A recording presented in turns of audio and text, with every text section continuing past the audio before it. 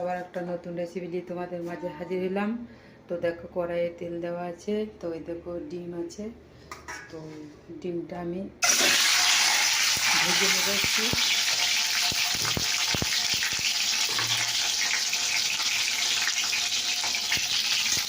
দিয়ে দিলাম।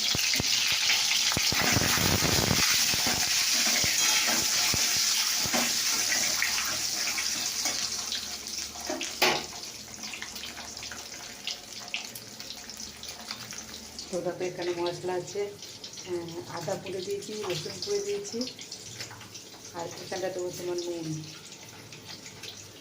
নুন দিচ্ছি, আর এখানটা অল্প একটু হলুদ দিলাম, তারপরে জিরে গুঁড়ো দিলাম, লঙ্কা গুঁড়ো দিলাম, ধরে গুঁড়ো দিলাম। তো চলো ডিমটা দেখি একটা ভাজা হলে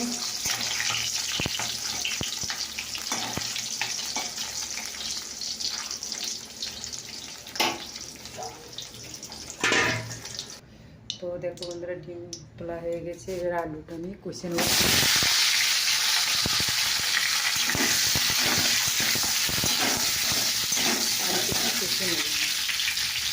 তো দেখো বন্ধুরা আলু আমার ভাজা হয়ে গেছে। দেখো তেল আছে, তেজপাতা দিচ্ছি, তেজপাতা দিলাম। ঘরোয়া রান্না, তো ঘরোয়া রান্নাটা তোমরা ঘরে করে দেখতে পারো। এই দেখো বেরিয়ে পেঁয়াজটা দিয়েছিল, সেটা দিলাম।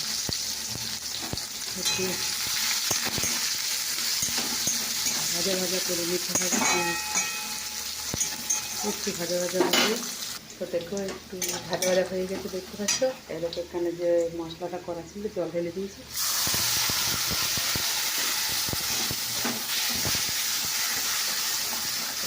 মশলাটাকে কষতে হবে। তো দেখো এটাকে কষতে হবে, কষা হোক। তো দেখো বন্ধুরা আমি আলুটা দিয়ে দিয়েছি, আমার কাছে মশলা কিন্তু কষা হয়ে গেছে, দেখতে পাচ্ছি। তো এবার আমি দিয়ে জল দিয়ে দিলাম, হয়ে গেল। দেখো কি সুন্দর একটা কালার চলে এলে, একটু সেদ্ধ হলেই অবশ্য হয়ে যাবে। তোমরা দেখতে থাকো। তো দেখো বন্ধুরা আমার রেসিপিটা তৈরি হয়ে গেছে। তো দেখতে পাচ্ছ আলুটা একটুখানি সেদ্ধ হতে বাকি আছে। যাই হোক, এ দেখো সেদ্ধ হতে বাকি আছে। এটা এক ফোঁটা ফুললে সেদ্ধ হলেই আমি নামিয়ে দেবো, আমার রেসিপি হয়ে যাবে। তা তোমাদের এই রেসিপিটা কেমন লাগলো অবশ্যই কমেন্ট করে জানাবে। তো এই রেসিপিটা বানাতে বেশি কিছু লাগবে না। তো ওটাকে আলুটাকে কাটা হয়ে ভেজে নিয়েছি, ডিমটাকে সেদ্ধ করে নিয়ে ভেজে নিয়েছি একটু হলুদ দিয়ে। তারপরে একটা তেজপাতা, পেঁয়াজ কুচি খানিকটা দিয়ে মশলাটা আদা রসুন আর তোমার একটু জিরে গুঁড়ো, লঙ্কা গুঁড়ো, একটু হলুদ, একটু নুন দিয়ে ওটাকে ভালো করে মশলাটা কষে নিয়ে তারপরে ওটা একটু কষা হয়ে গেলে জল দিয়ে দিয়ে কষা হয়ে তার আলুটা দিয়ে নাড়াচাড়া করে ডিম আর জলে একসঙ্গে, মানে আলুর সঙ্গে জল দিয়ে একসঙ্গে ঢেলে দিয়েছি। তো এই রেসিপি তৈরি হয়ে গেছে। তো দেখো তোমাদের এই রেসিপিটা কেমন লাগলো অবশ্যই কমেন্ট করে জানিও।